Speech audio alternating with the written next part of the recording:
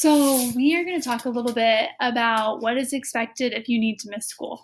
So, some of you will probably need to miss school because you're quarantined, or maybe you test positive for COVID and have to go into isolation. And some of us will miss school just because of weather. There could be lots of reasons, but these are going to be our expectations for what we need to do when we miss school. And the first thing is to recognize that our behavior expectations remain the same. Whether we are at home doing our schoolwork or we're at school, we expect that we're going to be productive and get our work done. We're going to be self-disciplined and make sure we meet the expectations that are required of us. We're going to be respectful in our conversation. Am I getting things done on time? And we're going to be safe because we are going to stay home when we need to stay home so that we can keep ourselves and others safe. So what we have here is basically just an agreement of our expectations. Virtual learning is learning, and that is going to be the same whether you're at home or you're at school. We want you to learn, and so we've got something in place here to make sure that we are doing our best at learning. And in order for that to go well, we just all have to do our part. So the first part is what you can expect from your teachers, right? So your teachers are going to do their best to make sure that they've got an easy to navigate and easy to use caring online learning environment, that they are going to use Schoology to make sure that they give you directions every day so that even if you are at home, you know what's expected. They're going to have this high quality instruction for you so that you can learn new things and apply new things to what you are doing. And they're going to make sure that they give you that timely feedback on your assignments. They're going to grade your assignments. They're going to answer your questions. And if you have anything you want to know or anything you want clarified, your teachers are going to respond to you. So that's what your teachers are agreeing to do through virtual education. But you've got things that you need to do too.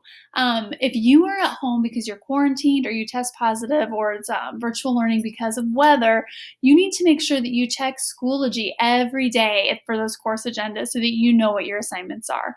You need to make sure that every day you follow directions and you complete those assignments and all the activities that are required. They need to be done on time, just according to what your teachers say. You want to make sure that you're doing this to the best of your ability. Make sure that you're giving your all just like you would do if you were at school. And if you have any questions, then you want to make sure that you ask your teacher. It's your responsibility. Teachers are not mind readers. If you have any questions, make sure that you message them through Schoology and just tell them what you need. If something's not posted right, if a link doesn't work, if you don't understand something, ask your teacher and they will help you out. We've got some parent expectations too. Parents are an important part of our education, and your parents are going to help you find that time and place for your virtual learning so that you know where you can be. They can check PowerSchool to see how you're doing and stay up to date with your grades. And your parents can sure contact your teachers too. If you have any questions, make sure your parents know they can reach out to your teachers, they can reach out to me, and we will be happy to help them. It's important for you to know that you are required to participate in online learning during all the virtual learning days, okay? If it's weather, if it's personal quarantine, if you test positive for COVID, if you are not at school, you still need to participate in school. That's why it's called virtual learning. We're still learning. You get full attendance credit. It is the same as being at school. So we expect you to do the work of being at school. Now, if you don't participate in virtual learning for any of the days, weather days or quarantine days, then you're going to get an unexcused absence. It's just like skipping school because that's what you're doing. If you choose to do that, it can lead to disciplinary action. Of course, you're going to get zeros in the grade book for work you don't do, but it's going to be more than that. You can get into bigger trouble for actually getting these unexcused absences.